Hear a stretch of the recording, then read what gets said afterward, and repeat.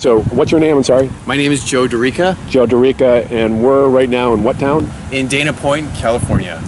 What are you doing here today? Because you're all dressed up, and the parking lot looks kind of empty.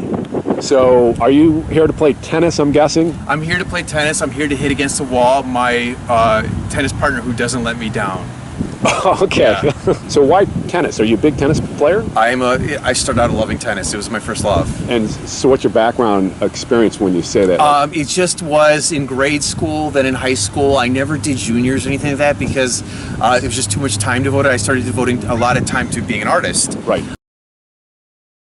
When you were young, did you really excel in art? I did excel in art, and there was various scholarships that I did receive, and I was awarded several summer camps at various at the Art Institute of Chicago, which I would go to, and several awards, stuff like that. So yeah, I was a successful artist back in primary and high school. I was editing a film in the basement of this co-op building, and I heard a voice, "Go to California." And it was as vivid as you talking to me. I turned around, and there's this one single light bulb in this dingy, like 1800 building in Chicago, and no one was there. And I was like, "Oh, this is strange." And it's just kind of like I got these goosebumps. Like, well, that's it. The decision's made for you. Right. So I went like the next day at my work, said I'm leaving, got a U-Haul, loaded up my car, and went to Beverly. You know, and you say goodbye to family and all that stuff? I did. I told my parents, and they go, "Are you nuts?" And I always thought I was going to go to New York. California, to me, when I first got here, was a complete culture shock. Complete culture shock. In a good or bad way, or just an adjustment. I always felt the Midwest and the East Coast. There might be a larger veneer to crack, but once you cracked that veneer, you knew where people stood. Right. In California, it was a little bit different. It was just sure, everyone's pleasant on the outside, and these are all generalizations, but it was just a different way of people habitualizing to each other. I just know that when I got into Chicago, there was so much more people who were present, ready to speak to you, and exchange what was on their mind. Yeah, what was on their mind, and it was interesting when I first moved to here, Los Angeles, Studio City. I would ask people, "Hey, you want to come up? You want to hang out, have a wine, play some PlayStation, something which was popular at the time?" And I get the craziest excuses. And even there was friends of friends that you start meeting because you're all newly transplanted. And there was this one beautiful couple that they invited me to their party, and it was like one by one they kept fielding phone calls of people canceling at the last minute. And I even went to therapy and saying, "What is up with this?" And she was a New York woman, and she even said, "Welcome to LA." When I got down to Orange County, at the time, my fiance and we got down to Orange County, and we put everything on the fashion line and the clothing line. I mean, the fashion line and the painting, everything. I had all this saved up, and at the time, I either was going to buy a brand new car, or I was going to put it into the painting career and the apparel business. That went for a while, started coasting. We were doing trade shows. We were having great customers, clients. We were selling painting work, and then 9/11 happened, whack.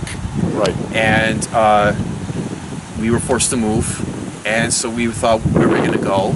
And we thought, Laguna Beach, let's just do it, whatever. Right. If we're going to pick our high knees up again, let's just do it in a place that's beautiful. So we moved into a motel for a while, right on PCH. Right. And we woke up exhausted, but you could hear the seals in the background, and you're like, God, this is like Alice in Wonderland or something. And I remember before we were walking in on a beach in Malibu, and we could feel the fate that we're meeting its end in Los Angeles, but we didn't know where we were going to go. We were scared to death. And I just said to her, I go, "Where would you rather be? Would you rather be in the poorest house on the richest block, or the richest house on the poorest block?" And we both agreed we'd rather be in the poorest house on the richest block. You'd like to be in the poorest house. Poorest house in the richest block, in the most beautiful community. Right. And we ended up living in this motel, a small room, this size, right, a little bit just bigger. just like this 2 square here. Right. For about a year and a half. Right. Just walking to the beach, meditating, getting new jobs, just reassessing everything. And it was the most prolific bonding periods that I've ever had with any human. Because you and your wife? Yeah, you, my ex-wife. I mean, not ex-wife, ex-fiance. Like, Right. Since that time, we're still great friends, but I have a different wife. Uh-huh. We were in the trenches together. It was an unbelievable bonding experience when someone trusts you and you trust them, and you're going to get it through it together. And just surviving that. Right. It was just an incredible period. And then just even going to a community like Laguna Beach and just surrendering to that. It was more beautiful than anything I've ever seen. I mean, and we were in Los Angeles for a while, and we've seen a lot of things, but just being in that community where it's just like, okay, we're broke, and we're in Laguna Beach, and there's not a lot of people who experience that, even as wealthy as they are. Right. So that was a very great learning curve there. Right. Yeah. And that's where I picked up tennis again. I was playing tennis day in and day out from there on, nonstop. Wow. Yeah, because I had no work to do. And most women by that time, you know, when their men is out of work and kind of almost sells the barn from underneath their feet, so to speak, you know, the women get really concerned, and then it's when they position themselves, I'm leaving you. Well, my ex-fiance stuck with me, and I needed to pick up a healthy habit because I didn't want to get into depression or just woe is me. So I started playing tennis every day. And I haven't played, that time I haven't played since college. Right.